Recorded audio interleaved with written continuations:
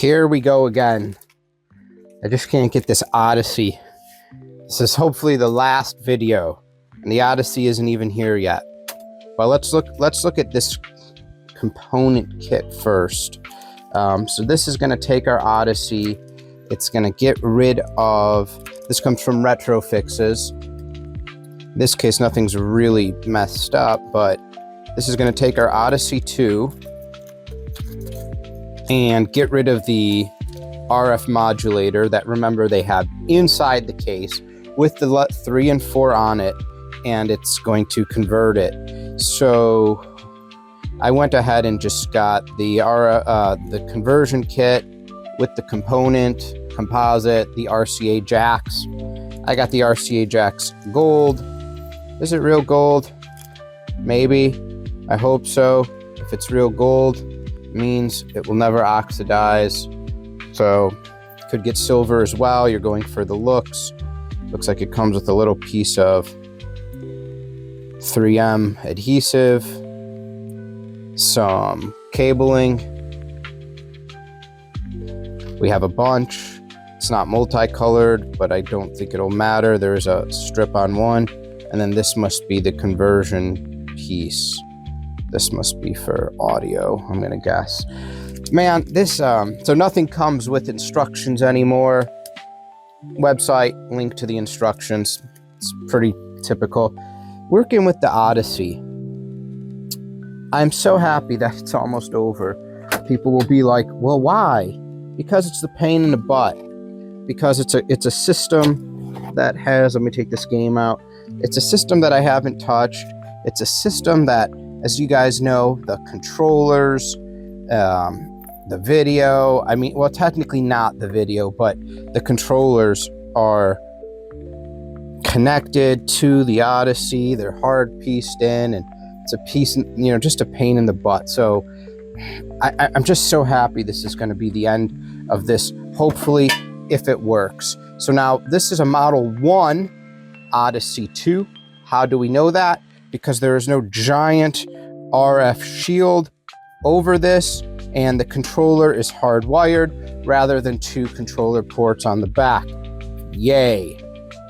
So this is what we installed, which was literally just removing their cable that made you go to that adapter and plugging in basically coax, RCA coax to coax. We used the Super Nintendo, but you could do whatever you wanted to do. And, you know, it really makes this a pain to walk around with this system as well. And this may be something that I do in the future. If this is a system I plan on using, the power comes undone. This will just have composite out on the case, which is nice. But still, we have this one short controller that we could probably cut anywhere and extend, right? It's just, what was it, 4 little cables, a little soldering, and be done. And I don't see why not, unless they make a longer cable. But I would rather have something that has plugs, so we can plug it in and plug it out, which technically I believe it goes to a jack here, but that's inside anyway, so it's something we can look at. Or maybe we wire this to a port back there. But then the question is, what are we doing? Why not buy an Odyssey that has that? Are we losing value by taking things and making them more functional? That's the question, right? So that's what you have to figure out, what kind of repair you're willing to do, you want to do. Because in the end, if you're modifying an original piece too much, you know, what's the worth? I always go on these rants. But also, does an Odyssey 2 have value? Not really. So whatever.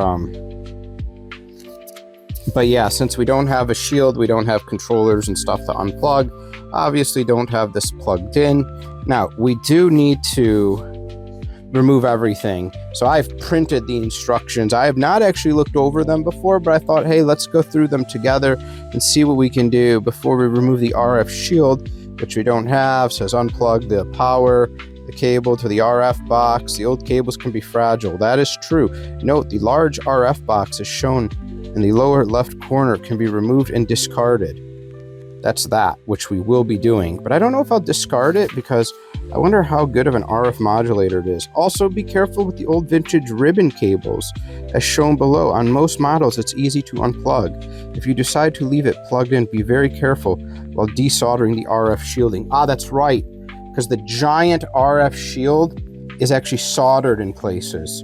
Because why wouldn't it? Why wouldn't it be? Desoldering tip, the RF shielding is held by several soldering points. Look at that mess. I mean, I'm just looking at pictures and it's a mess. I mean, look at this. Look at, you have to desolder. Are you kidding me? Do this for each tab soldered around the motherboard. Once the shielding is removed, we can solder the kit in. The soldering area is highlighted by the outline. That's this, by the way, if not known. Basically, this square here, boom, boom, is where we're going to be doing our work.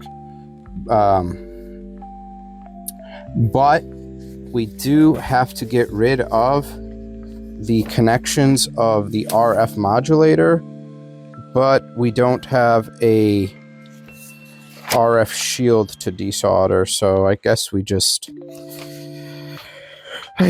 take things that are, you know, good and roll with them. So let's start with figuring out how to get rid of this. We know we have to use a socket to get rid of it. And you think that I would remember which one it is? No, because that's how long it's been since I've done anything to this beast. Is it 10 millimeter? We're gonna find out. What are we grabbing here? 10 millimeter, let's see here. Yeah. Okay, good. So I need the attachment to attach this. And it wouldn't be a Retrofix repair video if it didn't just have me ranting for a portion of the video, not repairing, but maybe that's why you guys come around. You come around to hear me rant while fixing things. Who knows? Adapters.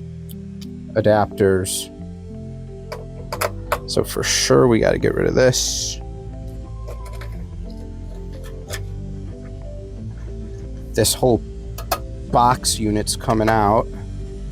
And we might as well see what we can do to turn. Now that comes to here. We won't need that anymore. So we'll be able to desolder that. Let's make sure the soldering iron is turned on. Very nice. So that can get hot. Everything in here is fragile. We know that. They've told us that. And it's everything in here is also kind of a pain in the butt to do. Why? Because there's wires everywhere. And we can't flip this way easily because why? We have ribbon cables here. These ribbon cables go to the built-in keyboard. Great.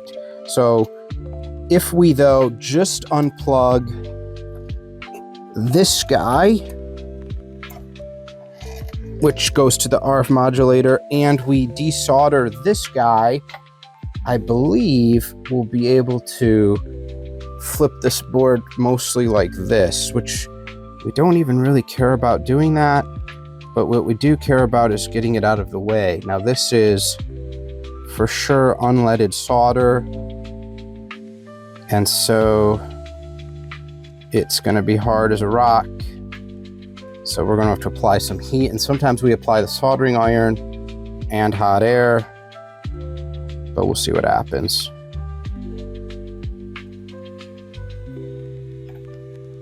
Okay, yeah, it's getting melted. We got our fume extractor turned on.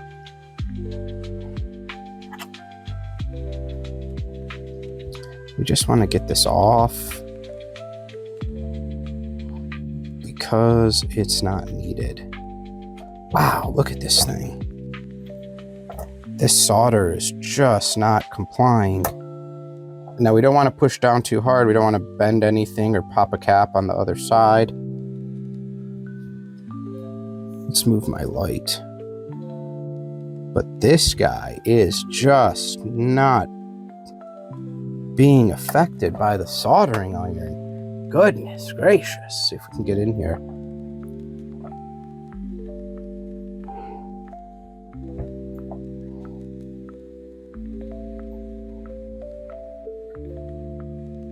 Oh my gosh, we finally got it out. Now, the connection is obviously underneath this metal plate, but the wire, there's a hole where the wire was going under, and the metal plate is right on top of the solder joint, like it is with these. You can see the bulge. So if you're just trying to heat something, these are not a great example because they go right on top.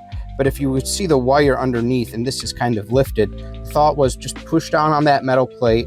The solder will just get warm enough and you'll be able to pull that thing through. No, and no way to access it from the other side. You have this giant surface mounted capacitor that we don't want to have anything to do with. Let's heat that thing up and watch it explode. Also, how interesting that they didn't bring this port, I've said it before, this port to the side or the wire to the side, like on every other system that you've seen that has an RF modulator. That way you're not undoing 10mm bolts or whatever this is to get to the RF modulator. Now this is out. This also, I've heard, I don't know, that this takes a lot of power and that your Odyssey 2 will run a lot better without it. I can't confirm or deny that statement. Who knows? Okay, let's set this back down and let's move on to the next step. So we have purged the RF modulator. Let's get the board. Let's get these wires and let's see what we need to do. All right. Next, solder the included wire to the amp kit.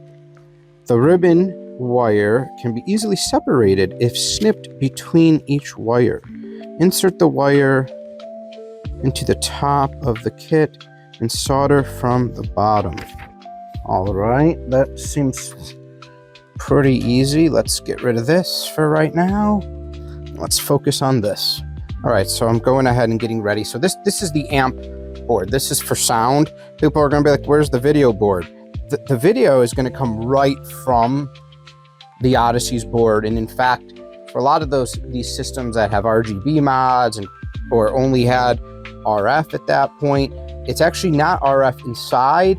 It's turned into it, because that's what TVs had. Your old TVs only had the coaxial port, and you downgraded the signal. So I was looking at this wire. There's no labeling, but it's 22 gauge. So you can, when you go to strip, you can use 22.6, and it's frayed wiring.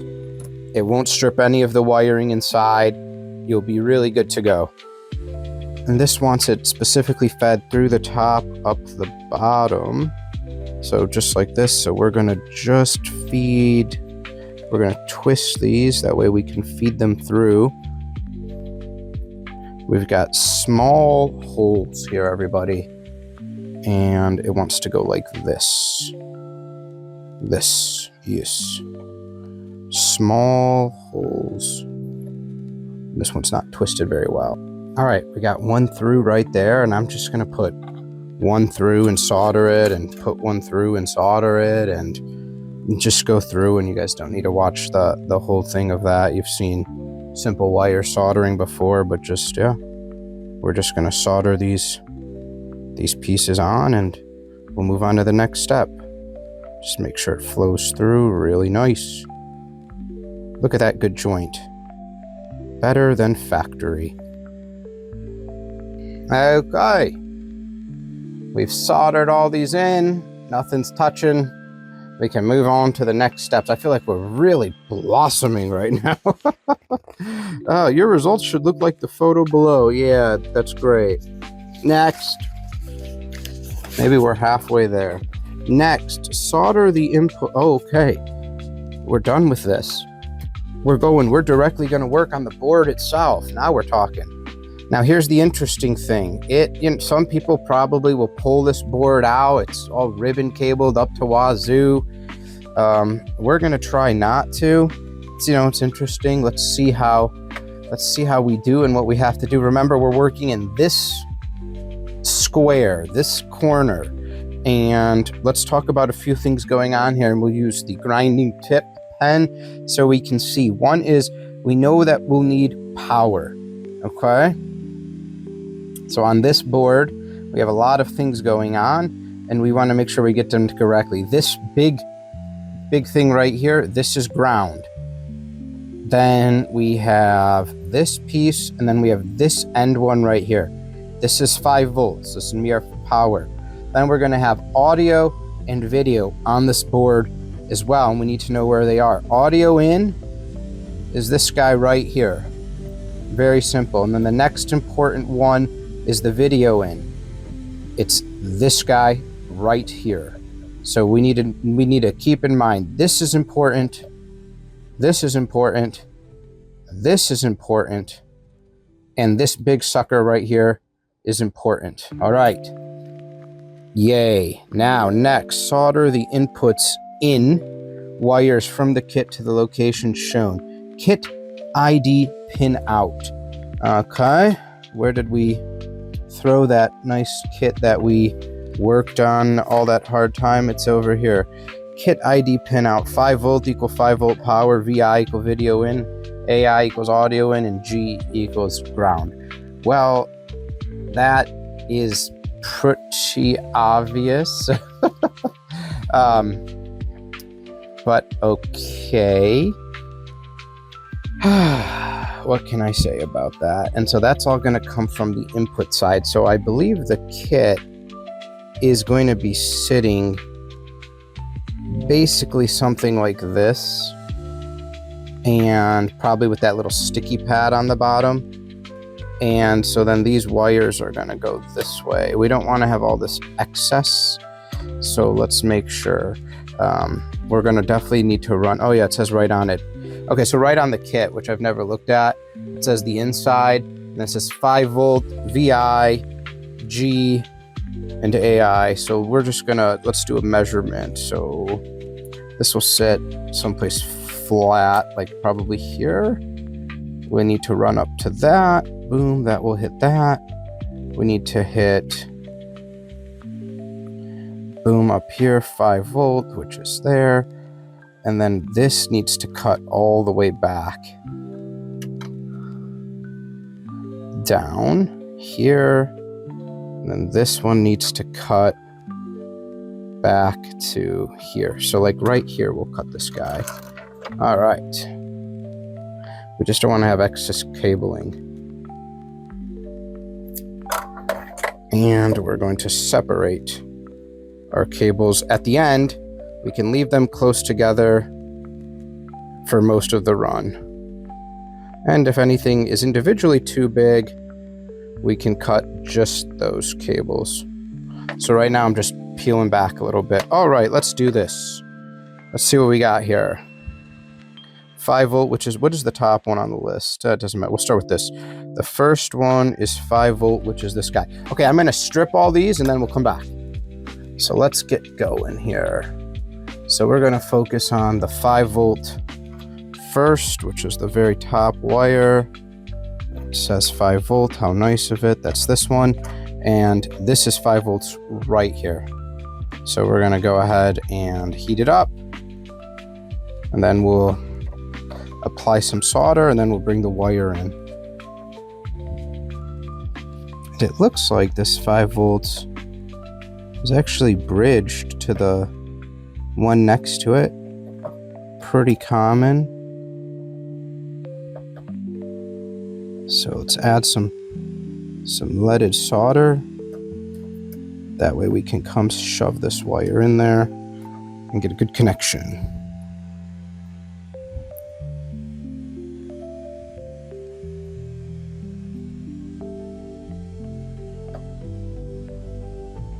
Nice and simple. What are the chances this works the first time around? That'd be great. Are we ever that lucky though? Security. Are we ever really secure? I want to add some more solder on that. That's a good connection. All right. 5 volts is in. Now the second one down the line is video in. And video in is far away. Because of course it is.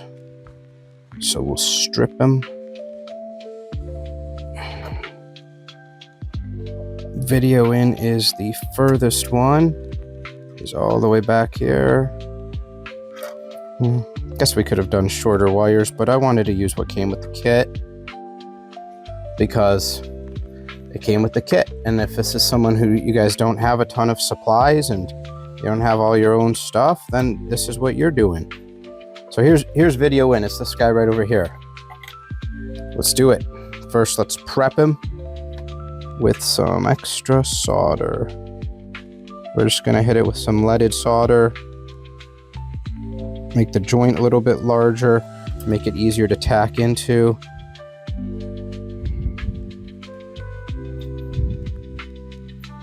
Then we'll come bring this guy over.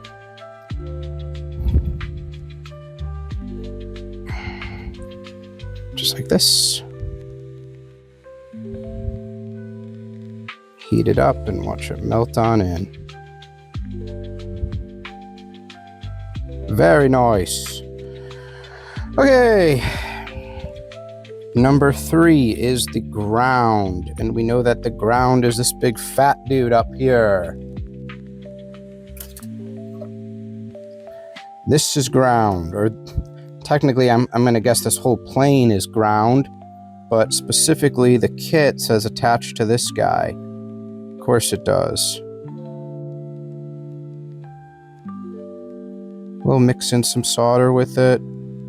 We will bring the ground wire over. And look at how that big peak that the factory had on there just dissolved away. It's kind of funny.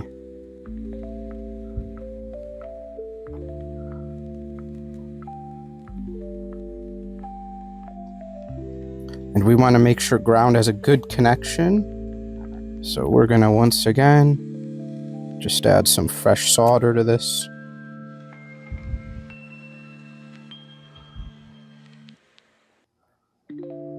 Touch up that joint. And we're real nice in there. And then audio in. Where's that at? Audio in is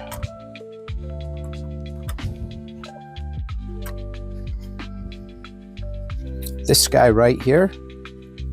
So again, on that joint, which is nice and dull, we're going to shine that joint up by adding some solder.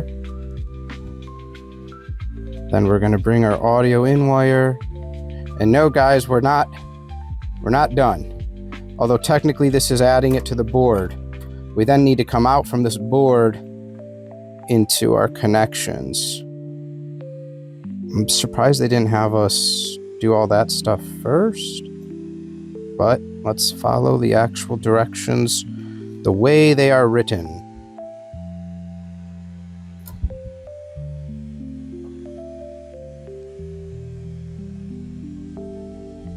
There we go. Audio in. We have successfully done everything. Next, we will need to drill some holes for the RCA jacks. Jack locations is best at the left-hand side of the bottom shell. Okay, remember guys, this is the top shell, so let's swap it. So remember, that was the top upside down. Keyboard was on the other side. This is the bottom shell. And let's take a look. For reference, boom, boom. So yeah, that port will be over here. And so yes, they are pointing to this plate right here between these two support, I guess we'll call them. I think that's what they actually are, to catch the lid and to make sure this thing doesn't bend. All right, what do we need here? I find 15 millimeters from the top of the lid is the perfect RCA placement. Also, oh, what do they want us to use? Calipers? Okay, I got some electrical calipers right here. Also, 15 millimeter spacing between each jack. You can make small marks with a Sharpie marker. Drill small holes first at 3 mm, then drill 1/4 inch. Okay, that's fine. So they just want me to come 15 millimeters from this piece up here, this little lip. So 15 millimeters down. Let's turn these calipers on. Dirty as can be. All right, here we go. And then we'll just measure out 15 mm, and then we'll go from there. And then after measuring, it wants you to use 3 millimeters, so 1/8 drill bit, and then 1/4 of an inch drill bit. Let's drill some holes. Okay, we've drilled our holes. Beautiful. Let's keep moving. By the way, the sizing worked perfect. Use an 1/8, it'll go through like nothing. Use a 1/4, and it will go just right through, and hopefully the conversions are good. Example of the gold jacks installed. Oh, okay, let's install these jacks. It looks like it wants video to be on the inside of the case. Okay, so these should just come apart like normal. Yeah, all right, so they just have this piece and then this piece, which is where the wires actually will get connected to, your little lock washer, and your little nut to keep everything attached. So I guess we'll do one together, although it's not difficult, but let's get on in here. So we're gonna take our jack, this big jack piece, and we're gonna shove it in through this hole here. Boom, nice and tight on the outside. Then we're gonna have this piece, then our washer, and then our nut, and we'll screw it all together and we'll be nice and done. Now let's have this be facing down like that, and then this piece we can have it face up, and then we'll do like this. Then we'll put this on, then we'll put this on, and we'll just tighten it up and screw that around. That will squeeze in. Nice little squeeze. Cool. I'm just gonna put the other ones on. All right, there's my jacks. I bent these tabs forward a little bit because I've seen in other installs that sometimes these connect, and if they're pressed up against the plastic, you can't get to them very well. But yeah, that came out pretty good. I mean, we got 3 jacks on the back. They're evenly spaced. I feel like we're good to go. So let's see what this thing now says. Next, we need to solder the outside of the kit to the RCA jacks. Okay, great. G, the ground connection for each ground tab on the RCA jacks. Aha, boom, boom, boom. VO, video out, composite out. Solder to the yellow one. Okay, seems pretty simple. Audio out, solder to both the red and the white. Okay, so for stereo audio.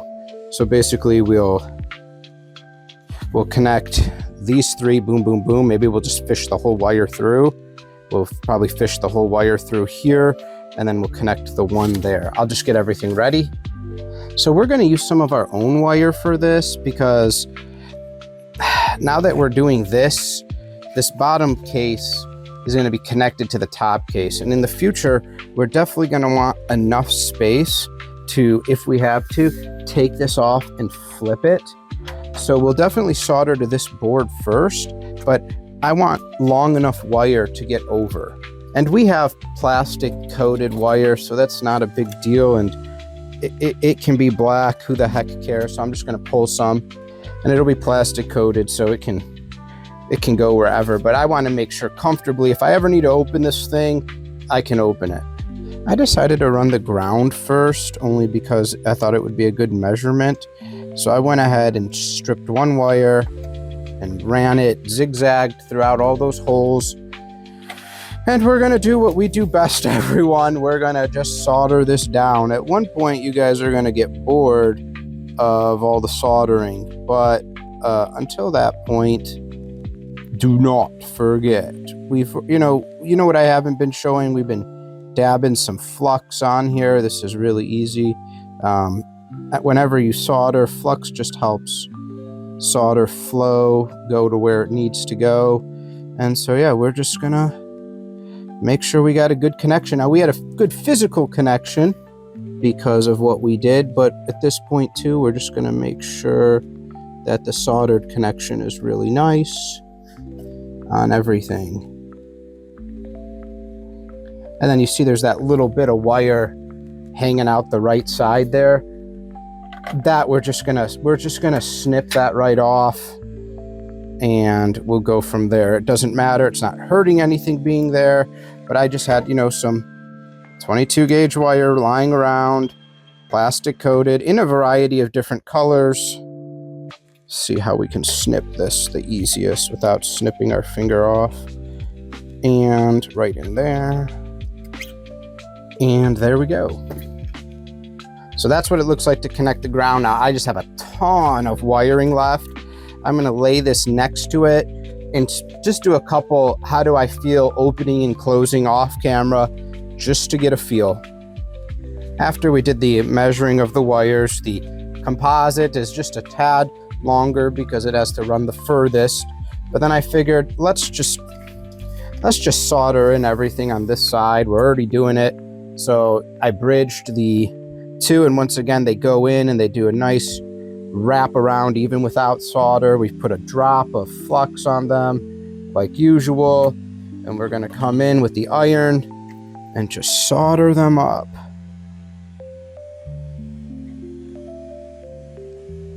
These things are already scooped out a little bit, so you're able to pool a lot of solder on in there and get a really good connection. Yeah, even a little tug and it stays nice and connected. That's real cool. And we'll do the same thing. I'll just show you. I'm going to strip back the wire right now so we have some connection. It's going to go into the composite, the yellow. We're going to bend it over just like so. Now it's wrapped in there. So we've already got a good connection, and we're just going to pool some solder right in there. It's just going to flood everything, and we're going to come back and check the other ones. Make sure those wires are nice and buried in solder. That's going to make that connection. We checked our ground. So we got good connection, and we have 3 wires. We have the ground, we have left and right audio, and we have video. Now, is this true left and right audio? I don't know. I don't think so, because aren't we just splitting the signal?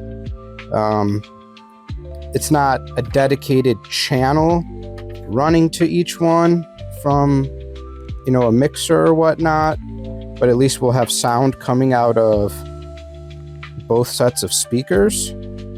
I believe that's how it works, right? This is just kind of splitting, so we'll just hear it split between the two, but that's fine. So now we have our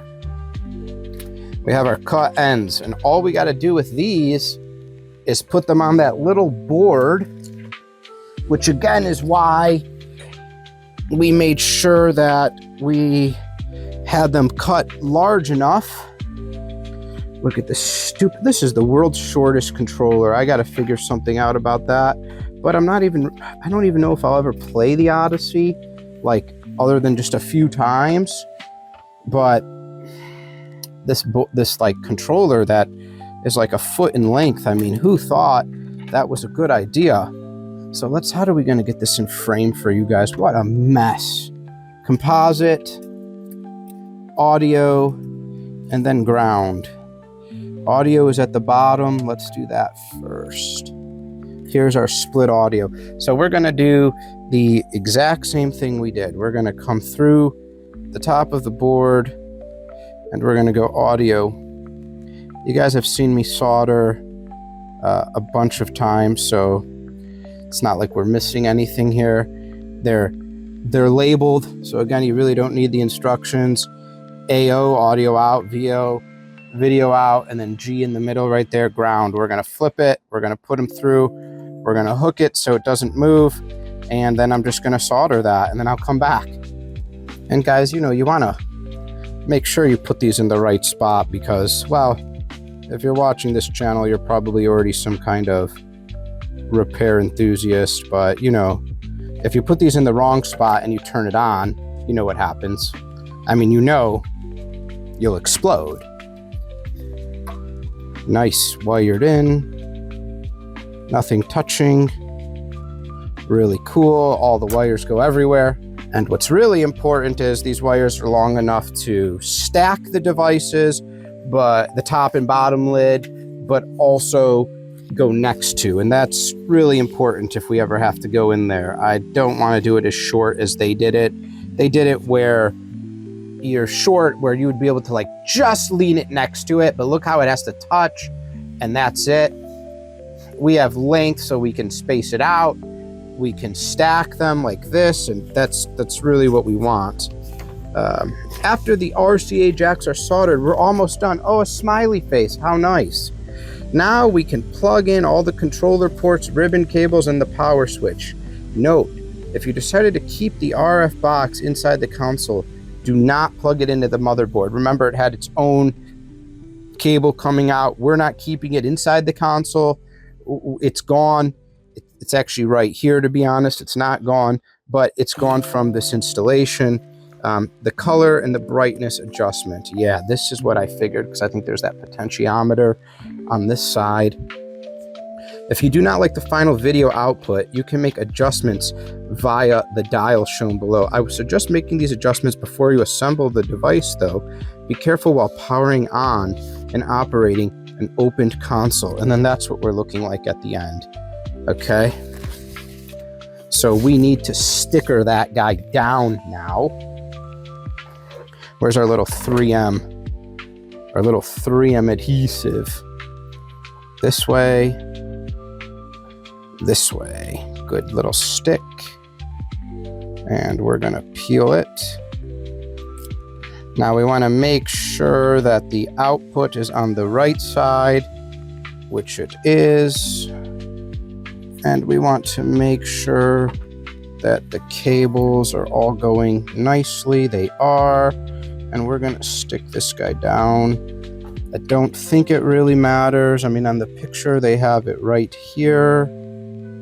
But nothing is touching anything. And remember, this is going to go into the board just like this. Okay, great. Let me assemble the inner pieces here. We'll get it plugged in and on the monitor, and we'll turn it over and everything with it like this, and we'll see if we have to make adjustments.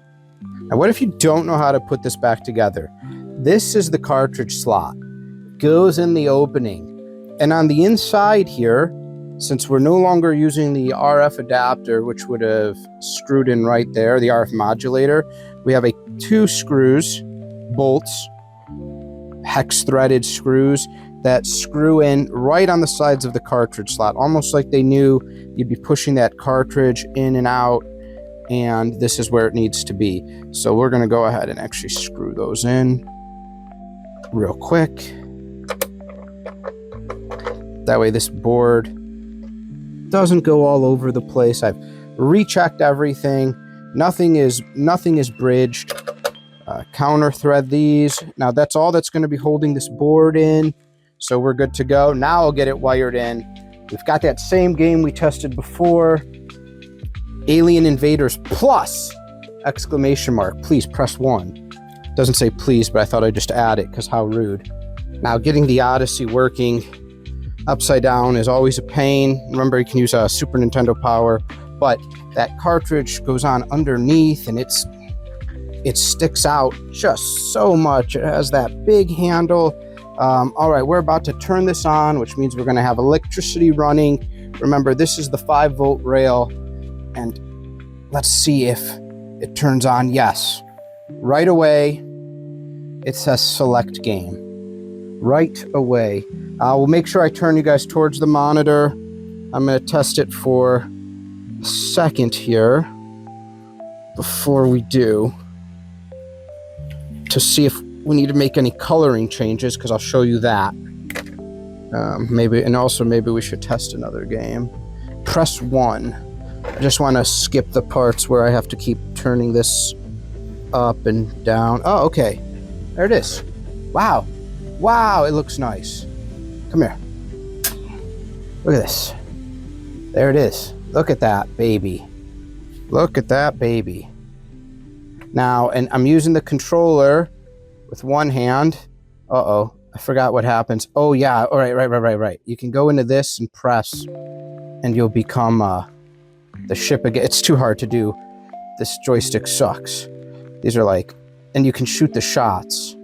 Now, I gotta look up a picture because I don't know what this is supposed to look like, if that's supposed to be black and it's gray, and I'm gonna look at some of the other games, some reference material.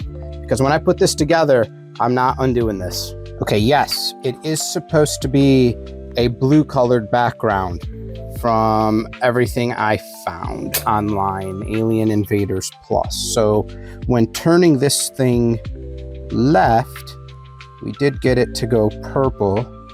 Now I have the reference material, and it's like a dark blue. So let's see how this does. And yes, they're like green and yellow, and those guys are like a red. Okay.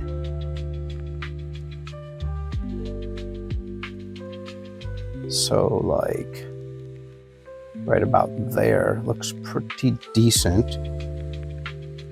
That's our green. Our yellow should be a little bit more orange. And if we went to the right, it just is gonna add like so much. We wanna go that way. All right, getting close. Getting closer, a little bit, I'd say right about here. And we've got pretty darn good coloring. It's on a flat screen LCD. That's not the best to replicate colors, but we're really good. Oh my gosh, I can't believe we fixed this Odyssey. Get this light out of here. What the, can't reach it, screw it. Oh my gosh, we did it, guys. Team, let's put this thing together and do the final on-offs with some different games. Let's remember where we came. We came from just a console that didn't work, a power cord like nothing we had ever seen before, broken cables, broken controller rumbling, the case rumbling. I mean, it just, nothing did anything. Look at this.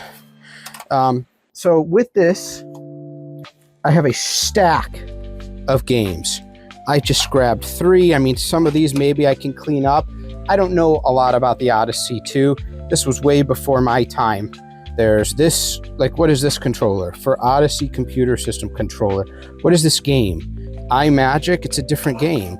It doesn't have this big, like, handle, but oof, I don't even know if all my games work. So that might be a whole nother thing we have to do.